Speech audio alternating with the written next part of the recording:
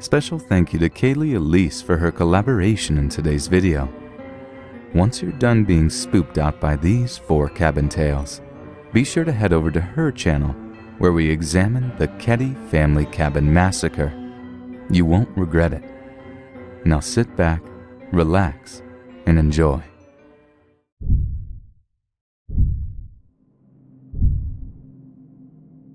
So my family owns a cabin on a small lake in New Hampshire. We go there every summer. It's basically our home away from home. There are other houses on the lake, quite a few near us, but beyond that it's a pretty rural area. Miles of woods stretch beyond the lake houses, so there's really no reason to be in the area unless you were hunting, own a lake house, or were visiting the lake for whatever reason. So one night, maybe 6 years ago, it was late, probably around midnight. My ex and I were laying in bed just chatting about whatever.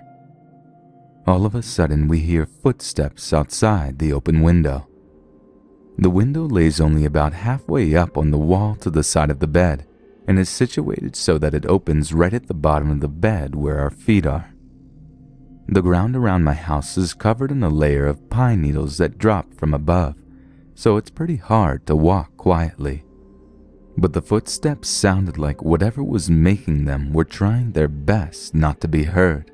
They sounded relatively close, but we rationalized to ourselves that they were probably being made from some sort of animal. A couple of minutes go by and we hear them again, except this time they seemed closer. They seemed to be right outside the window, still trying to move quietly. At this point, the two of us are starting to get a little freaked out. To our mutual horror, we look down and see a hand slowly coming through the window. We scream and wake the house up, and my parents come running out of their adjacent room. We tell them what happened, and my father rationalizes it as the event being a figment of our imaginations. To this day, I don't know if he was right. The weird thing is that both my ex and I saw the same thing, so how could it be our imaginations? To this day I feel uneasy staying in that room, and I always make sure to shut the window before I go to bed.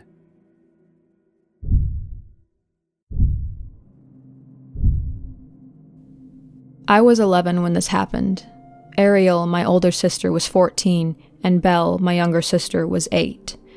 My dad was a freelance programmer when I was younger. He made great money on his jobs, but because he was so heavily in debt, $500,000 plus, and my mom was not the most gifted person on balancing a budget, we never had much free money available. This meant that we went on vacation once every few years, and usually it was to a relative's house.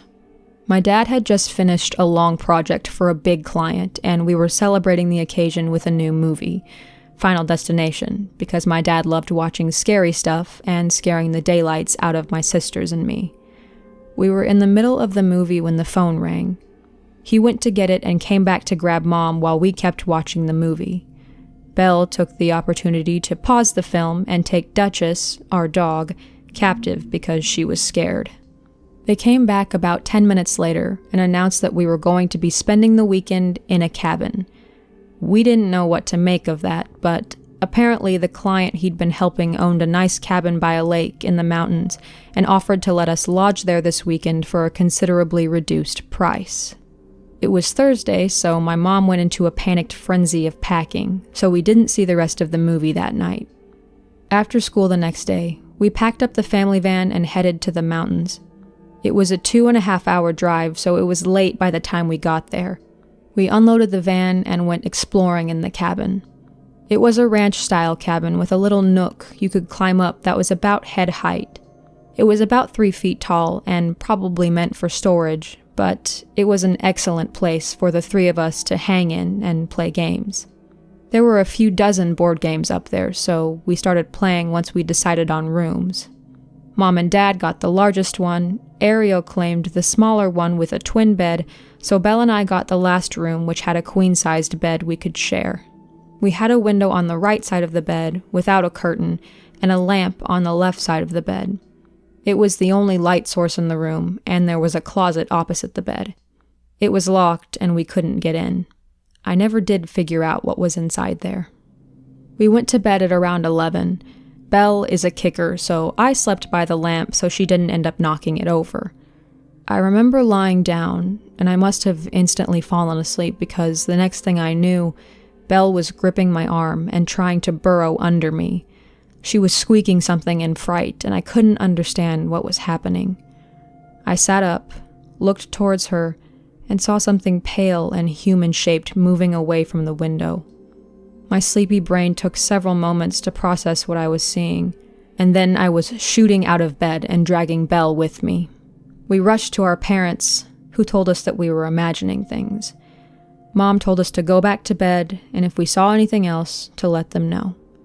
I, much to my current annoyance, agreed with them and went back in the room with Belle. We switched positions because she refused to go back to bed by the window. I told her a story to get her to sleep and promptly conked out after her. I didn't wake up until morning. The next day we went exploring around the lake for about an hour before Dad decided we'd spend the day in town. They had a lot of small shops and my parents went into every one of them. We ate lunch and dinner in town and finally went back to the cabin. Ariel made a joke about something as we neared the cabin, and I remember everybody laughing before my dad suddenly held up his hand to make everyone stop. He took another step towards the cabin and pushed the door open with a single finger. I thought it was strange that the door wasn't latched, but didn't put the obvious together right away. "Dad?" Ariel shuffled nearer to Belle and me, but Dad gave his head a shake to let her know she needed to be quiet. He went into the cabin and disappeared inside for a minute or two while we stood on the porch. Mom called out his name and he called back that we could come inside. We found him standing in the middle of the living/dining room with a frown. He locked the door once we were inside and took Mom to the bedroom for a quick chat. Ariel, having caught on to what was happening, opted to distract Belle and me by suggesting another round of the board game we'd been playing the night before. We hadn't been playing more than 5 minutes when Mom and Dad came back.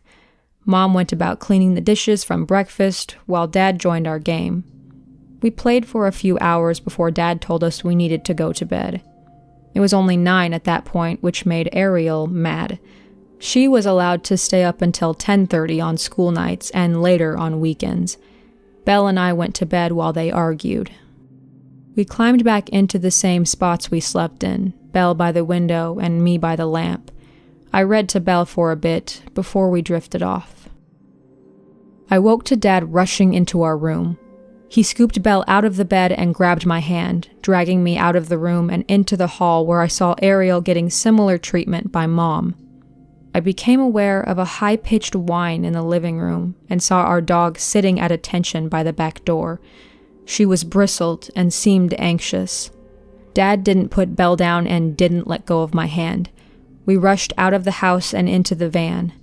Dad went back to get our dog, and then he burned rubber getting away from the cabin. He drove all the way back home without talking once. It took a half hour for Duchess to calm down. He told Ariel what happened the next day, but Belle and I didn't find out until years later. He'd woken up that night to what sounded like moaning outside the window in his room.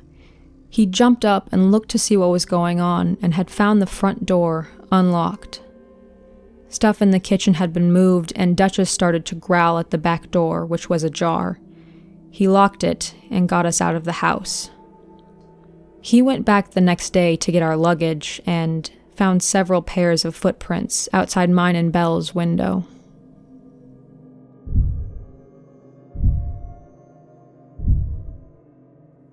It was about late November in Colorado, and I was about 7 or 8, and my father got the idea of taking us all for a weekend to a cabin that he was going to rent. My mother thought it was a great idea for me, my sister, my father, and my mother to bond. So that's exactly what happened. We rented a cabin for a few days. We took off school on Friday to get a head start on getting there, which I had no issue with. Upon arriving, it was incredibly cold. We got all set up and decided where we'd all sleep. We ate dinner, and then we all set up for bed and were thinking about what we'd do tomorrow. We got there kind of late, so we couldn't do much for the first day. That night, though, I heard noises outside, and it kind of sounded like footsteps. I looked out the window and saw nothing, so I figured it might have just been an animal. I tried to go back to sleep, but about 15 minutes later, I heard it again. I woke my sister up, which she was about 11 at the time, and she heard it as well. We both walked over to the window and saw something out there. We weren't quite sure what it was. We decided it best for it not to see us, so we went back to sleep. I had a hard time sleeping that night, and so did my sister. But when we eventually woke up, my mother was inside making breakfast, and my father was outside. I asked my mom if I could go outside with my dad, and she told me sure, while my sister stayed inside and waited for my mother to finish breakfast. I walked outside, and my father was talking to some man, a short, chubby man. He had a shaved head and was wearing a veteran cap. He looked really nervous too for some reason. He was sweating a lot as well, even though it was freezing outside. I walked over to him and my father looked at me and said, "Oh, this is my son," and told him my name. The man looked at me and said, "Nice to meet you, kid. My name's Patrick." He smiled and looked at me. I smiled and greeted him back, and it may have been rude at the time, but I was just a kid and asked him, "You look kind of scared. Are you all right?" And he kind of coughed and replied, "Yeah, I'm fine. Just went through some shell shock. I'm a veteran," he said, as I couldn't already tell with the cap he was wearing, and he seemed relatively normal then. My father seemed to really like this guy, and I liked him too at first. He told my father he had also rented a cabin with his family and that they were really close to us, so he decided to introduce himself. My father invited him inside for breakfast, and he stayed, and everything was normal. I went outside to play after that with my father and Patrick. While outside, I fell and scraped my knee and started crying. My father was inside at the time, a bad time for him to be inside. My mother was calling for him, and he ran inside while I was out there with Patrick. Patrick ran over to me and told me to come with him to his cabin because he had band-aids. I agreed and went with him. I wasn't the smartest kid. I went with Patrick, and we talked about what I liked doing, and I told him about video games that I played and stuff like that. Then things got weird. He asked me what shoe size I was and how old I am. I didn't know what my shoe size is, and I told him, but I told him my age. He just kind of chuckled and said something along the lines of, "Good to know." Also, his cabin was nowhere near ours. It was way back. It took about 20 to 25 minutes to walk there. I was tired and there was no point in getting the band-aid anymore, but I still decided to keep going since I had walked so long. We entered the cabin, and he told me to go in first, so I did. As soon as I walked in, I realized something. There was nobody in there. No family. I asked him where his family was, and he didn't answer, pretending like he didn't hear. He locked the door. I immediately felt mildly frightened. He told me, "I'll be right back with the band-aid, kiddo." He walked into the kitchen and pulled one out of somewhere, and then walked back and told me to have a seat and he'd put it on. I sat down and he put it on me. He also held my leg with his other hand and rubbed it up and down and told me, "You're rather muscular, kid. I like that." I kind of got scared and immediately stood up. He asked me what was wrong, and I told him nothing and that my leg was feeling much better. I then thought my parents must be worried sick about me and that I should hurry back. He insisted that I stay a little longer and ate there. I didn't want to, but I was alone, and if I ran, I don't think I could find my way back to my cabin.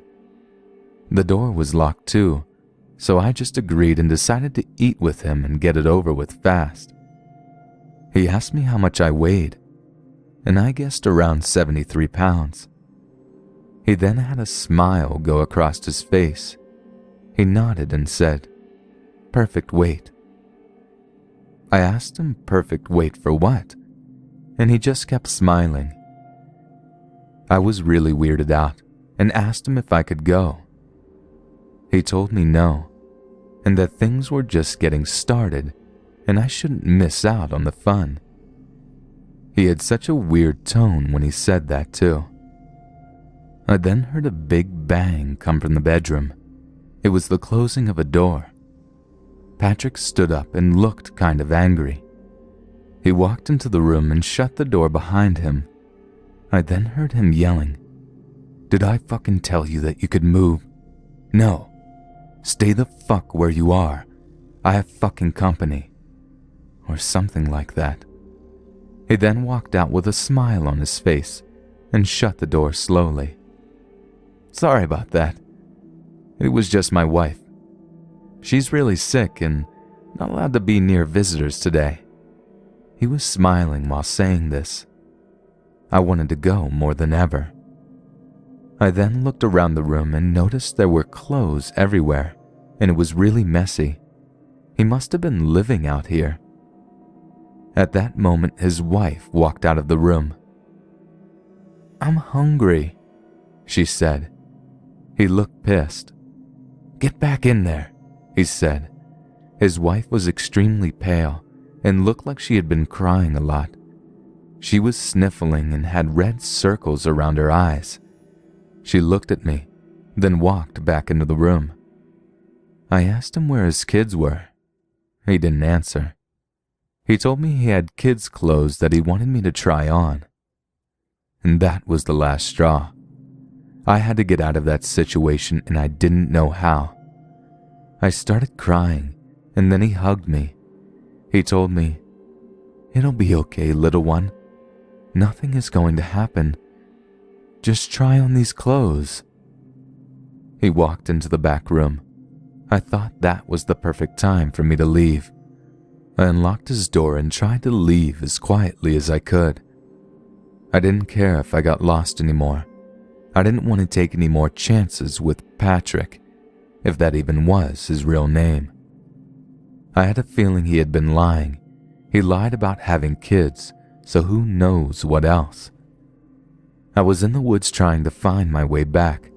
I was still close to his house, close enough to hear shouting. I heard him yelling stuff to his wife, things along the lines of, "Where the fuck did he go? And I knew I shouldn't have left him alone. You probably let him leave." I could have sworn I heard him call her whore and bitch a couple of times. Then it happened. I stopped in my tracks. I heard footsteps, and I went and hid behind a tree and looked in his direction. He was outside and seemed to be looking for me. I was far enough away to where I could barely see him, but I could tell he was looking for something. He then stepped out into the forest and I heard him shouting, "Hey kid, it's okay. You can come back now. You don't have to try on the clothes. And I have toys back in the cabin. All you have to do is come back." I then ran. I ran as fast as I could in a straight line in hopes to find somebody or anybody that could lead me to my family.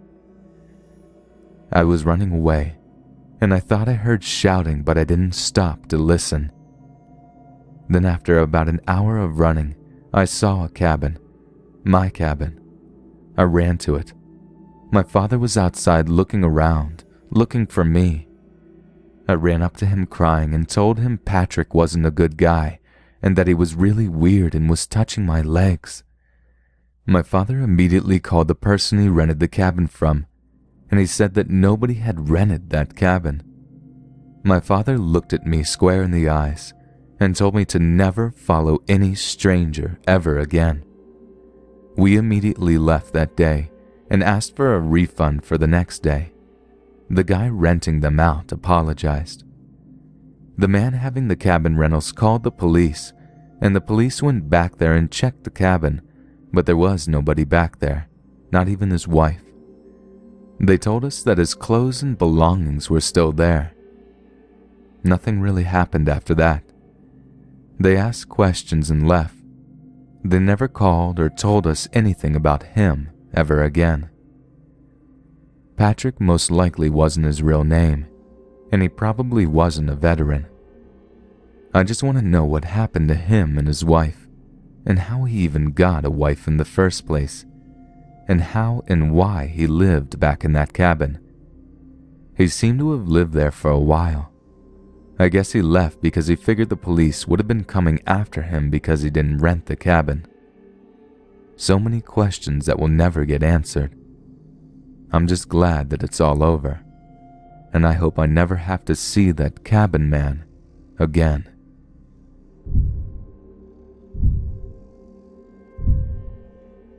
So, this happened at Christmas a couple of years ago when I was spending the holidays with my parents and little brother, along with my cousins, aunts, and uncles. We live in a suburb in Ontario, but we were venturing out into the woods for Christmas, an idea that my parents had had for a while.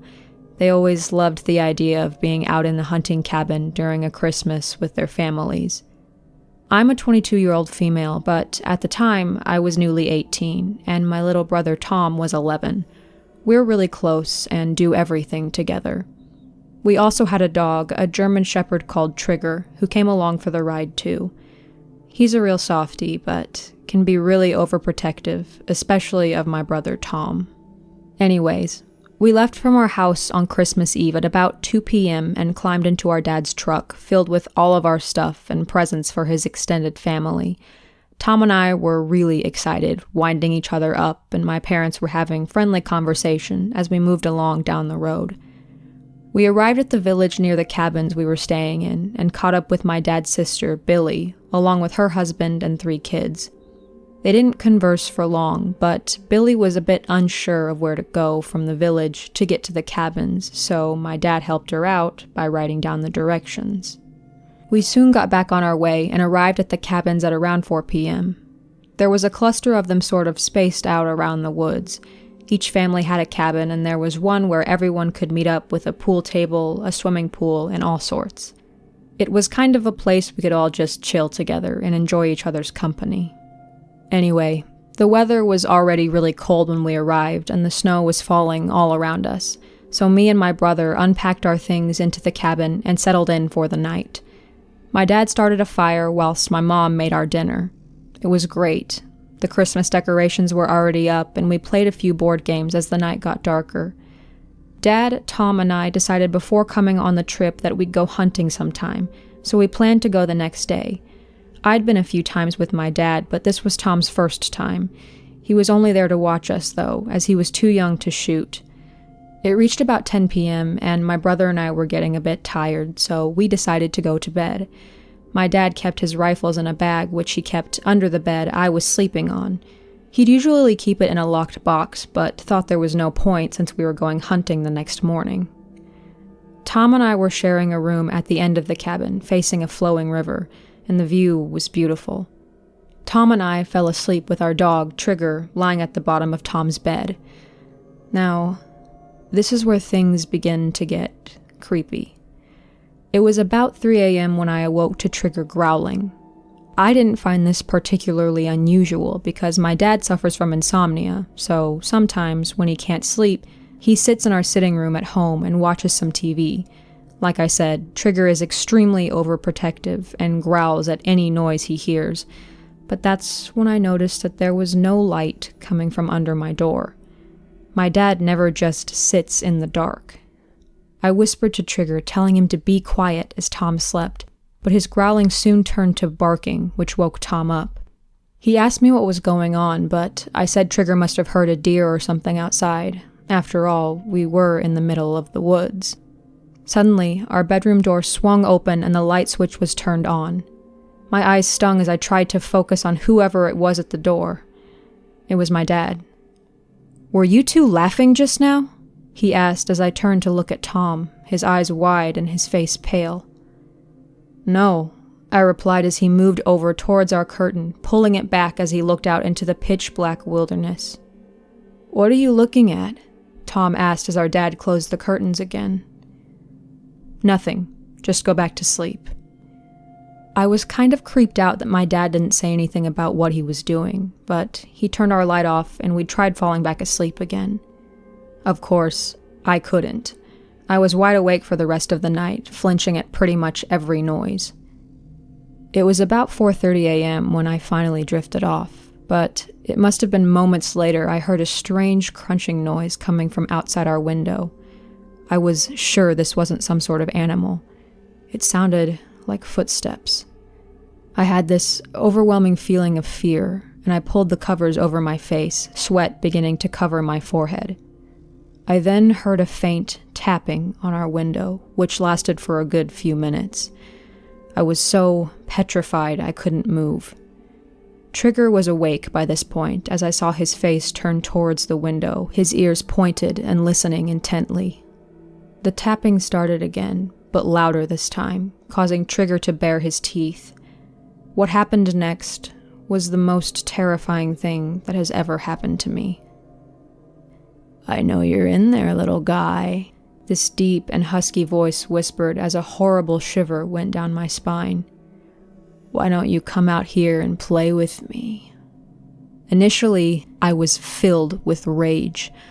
I thought that it was bound to be one of my cousins playing a stupid prank on us, so I leaned forward and peeked through the gap in the curtain, ready to give them hell for scaring the shit out of us. But standing there wasn't any of our cousins. It was a creepy old man who was around 60, his hair matted and his clothes looking dirty and ancient. He was stroking the window with his hands, breathing on it as he spoke. I went into protective mode. I didn't know what else to do, so I grabbed my dad's hunting rifle from under the bed and pulled the curtain back. "Get the hell out of here or I'll shoot!" I felt adrenaline rush through me as the creepy man's eyes widened and the most terrifying smile appeared across his face. Trigger began barking louder than I've ever heard him bark. My parents obviously heard the commotion and came running through to our room, turning the light on. My mom screamed as she saw the old man through the window, Trigger fiercely continuing to bark at him. My dad yelled at the man, telling him that the police were on their way, but the man legged it back into the woods. Tom was petrified, but I was angry more than anything else. How could some sicko do this? I was just extremely glad I had the rifle. The cops caught the guy just a few minutes later and arrested him. I found out a couple of days later that the creepy man was homeless and had been living in the woods, and he was suffering from a lot of mental issues. It scares me to death to think about what could have happened to my brother if I hadn't been there. We spent the remainder of Christmas Day at the cabin, but we stayed in our Aunt Billy's cabin overnight. There was no way we were sleeping in our own after what happened. We went home first thing on Boxing Day and never looked back. My dad only told me the other day that he knew someone was hanging around at our cabin, so he intentionally left the rifle under my bed in case I had to use it in self-defense. He did that because he didn't want to scare any of us. He called the cops after he heard the guy laughing outside of his bedroom window, singing nursery rhymes. He knew it would take a while for the cops to reach the cabin. Safe to say, that was the scariest experience of my life. So, weird, creepy old guy in the middle of the woods, please, let's not meet again. Special thanks to Let's Read for having me on his channel today. Be sure to head on over to my channel for the second half of this collaboration where we present to you the tragic case of the unsolved Ketty Cabin murders, a quadruple homicide that has remained unsolved for over 3 decades. Thanks again, stay safe, and I'll see you soon.